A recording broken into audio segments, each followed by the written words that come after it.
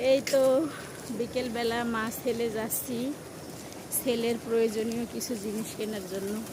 কারণ ছেলে তো গ্রামে থাকে, দেখা গেছে যে ওর অনেক প্রয়োজনেই মেটানো হয় না, কারণ বাড়িতে ওরকম কেউ নাই, বাবা নাই, মা একা বয়স্ক মানুষ। তো দেখা গেছে যে সৈয়দপুর সদরেই কিন্তু আমাদের বাড়ি, একবারে গ্রামে না, তারপরও যাইতে চায় না। দেখা গেছে যে আর অনেক দিন পর ছেলের কাছে পাইছি, ছেলেরে নিয়ে একটা ভালো রেস্টুরেন্টে খাবো। তো অনেকেই ছেলেকে দেখতে চান, তো ছেলেকে অনেক রিকোয়েস্ট করছি, ছেলে আসলে আসবে না।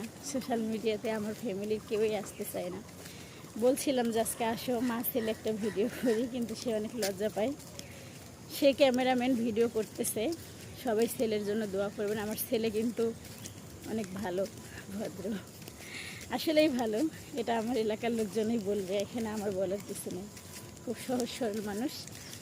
দোয়া করবেন ছেলের জন্য, ছেলের জন্য ভালো থাকে সবসময়, আর আমি তো দোয়া করি। আর দেখি মা ছেলে কী করি, অবশ্যই আপনাদের সাথে শেয়ার করব, সাথেই থাকবেন।